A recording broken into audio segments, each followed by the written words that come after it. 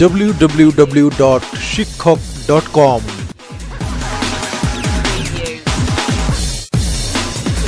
Hello everybody, Bogura থেকে আপনাদের সাথে আছে আমি ফিরোজ আহমেদ, পরিচালক অ্যাপ্লাইড ইংলিশ পয়েন্ট বগুড়া। আমাদের আজকের আলোচনার বিষয়, আমরা যা কিছু করতে আনন্দ পাই। আজকের আলোচনার কাহিনী সংক্ষেপে এরকম: চীনাদের মধ্যে পারিবারিক বন্ধন খুব দৃঢ়। তারা একত্রে মিলে পরিচ্ছন্ন পারিবারিক বিনোদন করে থাকে। অ্যাক্রোবেটরা কসরত দেখায়, সন্ধ্যায় টেলিভিশন দেখে সকলের সময় কাটায়। জাপানিজরা অবসর কাটায় খেলাধুলায়। স্কেটবোর্ডিং সেখানে জনপ্রিয় খেলা। শীতের দেশ কানাডায় অবকাশ যাপন দুই ধরনের। শীতকালে স্কি আর স্নোবোর্ডিং জনপ্রিয়। গ্রীষ্মকালে লোকেরা লেকের ধারে মাছ ধরে, গল্ফ খেলে। আরো জনপ্রিয় অবসর যাপন হচ্ছে হাইকিং, ক্যাম্পিং, বার্ড ওয়াচিং ইত্যাদি। জার্মানরা আগে খুব বেশি পরিশ্রম করত, বর্তমানে অবসর যাপন করার জন্য তাদের গবেষণা প্রতিষ্ঠান আছে। জার্মানরা ভ্রমণ প্রিয় জাতি। যদি বিশ্বজনীন কোনো অবসর যাপন থাকে তবে তা হচ্ছে টেলিভিশন দেখা। বিস্তারিত আলোচনা। দৃঢ় পারিবারিক বন্ধন সব এশীয় দেশেরই বৈশিষ্ট্য। এশীয় দেশ হিসেবে তো বটেই, চীনারা ঐতিহ্যগতভাবেই পারিবারিক বন্ধনকে বিশেষ গুরুত্ব দিয়ে থাকে। সুস্থ পারিবারিক সম্পর্ক লালন করা তাদের জাতিগত বৈশিষ্ট্য। তারা পরিবারের সব সদস্য মিলে পার্কে বেড়াতে, একত্রে বসে গল্প করতে ও সাধারণ বিষয়ে আনন্দ খুঁজে নিতে পারে। চীনা সরকারও এ বিষয়ে সচেতন, ফলে সরকারি বেসরকারি উদ্যোগে সেখানে অনেক পরিচ্ছন্ন, সুন্দর, আধুনিক পার্ক গড়ে উঠেছে। চীনাদের মধ্যে পারিবারিক বন্ধন এত সাবলীল যে তারা একত্রে বসে টিভি দেখে সময় কাটায়, যা পৃথিবীর অনেক দেশে কল্পনাও করা যায় না। অবশ্য চীনারা রেডিও, টিভি, পত্রপত্রিকা সহ পাবলিক মিডিয়াকে এমনভাবে নিয়ন্ত্রণ করে যাতে সেখানে কোনো অসামাজিক, অপরিচ্ছন্ন ও কুরুচিপূর্ণ কোনো কিছু প্রবেশ করতে না পারে। এমনকি ইন্টারনেট যখন দেশে দেশে অবাধে প্রবেশ করেছে, তখন চীনা সরকার প্রথম থেকেই ইন্টারনেটের উপর সেন্সরশিপ আরোপ করে রেখেছে।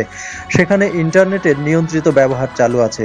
ফলে দেখা যাচ্ছে সুস্থ ধারার পারিবারিক বিনোদন চীনাদের বৈশিষ্ট্য। জাপানিজরা কাজ পাগল জাতি। কাজই তাদের ধ্যান জ্ঞান। কর্মীর পরিচয়ই জাপানিজদের জাতীয় পরিচয়।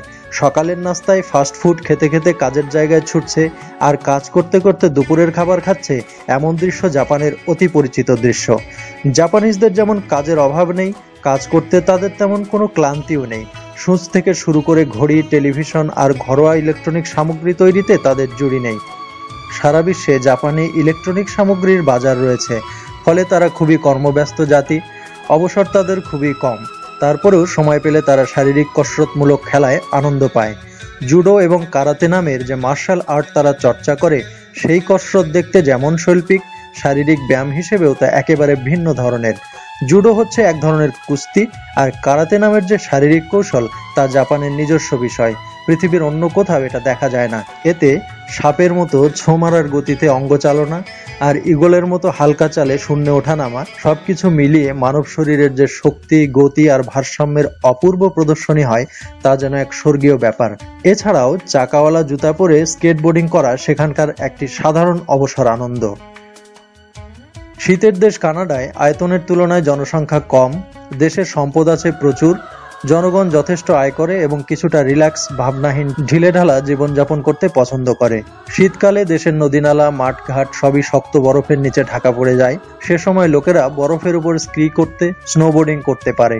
একজোড়া লম্বা কাঠের টুকরা পায়ের নিচে বেঁধে ভারসাম্য রক্ষার জন্য দুটি স্টিক নিয়ে পাহাড়ের ঢাল বেয়ে দুঃসাহসিক পিছল খাওয়ার নাম স্কি করা। স্কি বলতে যে কাঠের টুকরো বোঝায় তা কিন্তু যেন তেন কাঠ নয়। উন্নত মানের দামি কাঠ ইন্ডাস্ট্রিতে ফিনিশিং করে, মোম ঘষে পিচ্ছিল করে তা যেভাবে তৈরি করা হয়, তা রীতিমতো এক অভিজাত শিল্প।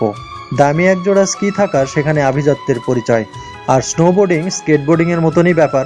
সমতল জায়গায় বরফের উপরে পায়ে বিশেষ ধরনের জুতো পরে পা ঠেলে ঠেলে দৌড় খেলার নাম স্নোবোর্ডিং। গ্রীষ্মকালে যখন বরফ গলে যায়, মাঠঘাট যখন জেগে ওঠে, তখন তা গল্ফ খেলার উপযুক্ত হয়ে ওঠে। তাছাড়া সেখানে হাইকিং, ক্যাম্পিং, বার্ড ওয়াচিং জনপ্রিয়। হাইকিং বলতে দল বেঁধে পাহাড় কিংবা গ্রামের রাস্তায় অনেক দূর পর্যন্ত হাঁটাকে বোঝায়। সাইকেলে চড়েও হাইকিং করা যায়।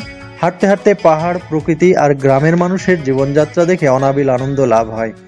ক্যাম্পিং বলতে সাধারণত পরিবারের সদস্যরা মিলে ঘরবাড়ি ছেড়ে বনবনানী আর গাছপালার সারির মধ্যে ক্যাম্প বা তাঁবু খাটিয়ে তার মধ্যে কয়েকদিন বসবাস করাকে বোঝায়। এভাবে প্রকৃতির নিগূঢ় সান্নিধ্যে কয়েকদিন কাটিয়ে ক্যাম্পিং শেষে যখন ফিরে আসে মানুষ, তখন যেন তাদের মনটা সব ক্লান্তি আর কালিমা ঝেড়ে ফেলে প্রকৃতির মতোই সতেজ, উদার আর প্রাণপূর্ণ হয়ে ওঠে।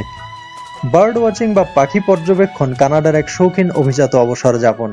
শীতের সময় যখন প্রচন্ড শীত পড়ে, যখন পাখিদের খাদ্য মাছ ও পোকামাকড় শক্ত বরফের নিচে ঢাকা পড়ে যায়, তখন কানাডা থেকে ঝাঁকে ঝাঁকে পাখিরা একটু খাদ্য ও উষ্ণতার আশায় অন্য কোনো দেশে অতিথি পাখি হিসেবে মাইগ্রেট করে চলে যায়।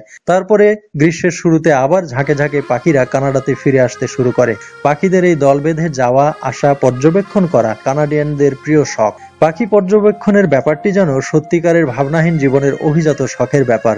সারাদিনের জন্য খাবার দাবার সঙ্গে নিয়ে ও আরাম করে শুয়ে বসে পাখি পর্যবেক্ষণের সরঞ্জামাদি যেমন দামি দূরবীক্ষণ যন্ত্র ইত্যাদি সাথে নিয়ে কোনো মাঠে বা প্রান্তরে গিয়ে উষ্ণ রোদে হাত পা ছড়িয়ে ঘন্টার পর ঘন্টা দূরবীক্ষণ যন্ত্রে চোখ লাগিয়ে পাখির গতিবিধি পর্যবেক্ষণ করার শখটি যেন কানাডিয়ানদেরই কেবল শোভা পায়, যাদের আছে নিশ্চিন্ত নিরাপদ জীবন ও অখণ্ড অবসর। জার্মানরা অবসর যাপনকে খুব গুরুত্বের সাথে নিয়ে থাকে।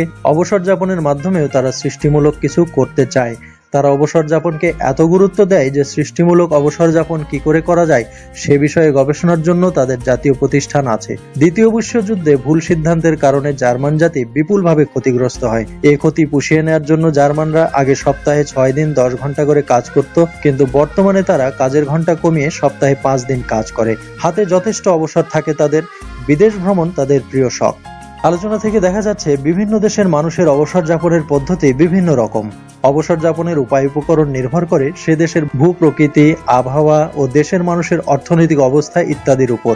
তবে দেশে দেশে অবসর যাপনে যতই ভিন্নতা থাকুক, অবসর যাপনের একটি বিষয়ে সব দেশে মিল আছে, আর তা হলো টিভি দেখা।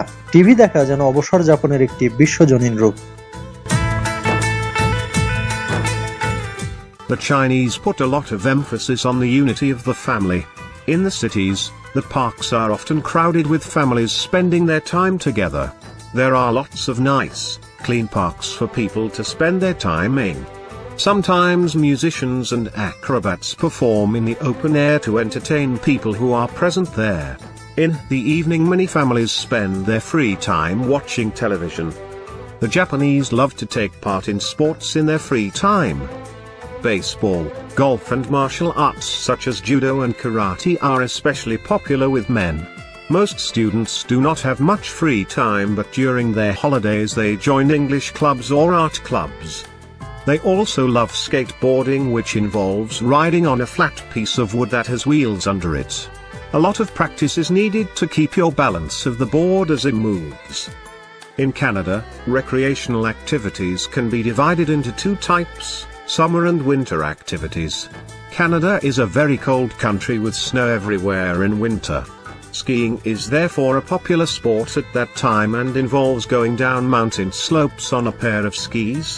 Snowboarding, which is very much like skateboarding, is also a favorite sport.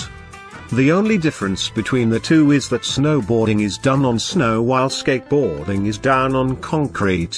In summer, people love to go fishing, boating or swimming in places where there are large lakes or sea beaches. In other places, golf and tennis are quite popular. Many people also go hunting, hiking, camping or bird watching. Hiking involves going for very long walks in the mountains or in the countryside. For camping, people go, sometimes with their families, to spend a few days in the mountains or open spaces away from the city. Camping sites usually provide facilities for food, sanitation and emergency medical services. For the Germans, leisure has become a major pursuit. Formerly, Germans used to work 10 hours a day and 6 days a week and had very little time to relax. But in modern times, working hours in Germany have become shorter, stretching over 5 days. People therefore have more time to spare now. They are so interested in spending their free time effectively that there is even a German leisure association that conducts research on leisure activities. The Germans love to travel, and almost half of all adults in Germany have made a trip outside the country just for pleasure and relaxation. There are also many sports centers where young people go for physical exercise. Going to dance clubs or for long drives is other popular pastime. Hiking, walking or visiting family and friends are also one of the more common leisure activities there. However, whatever the country, one activity that is common to all is watching television.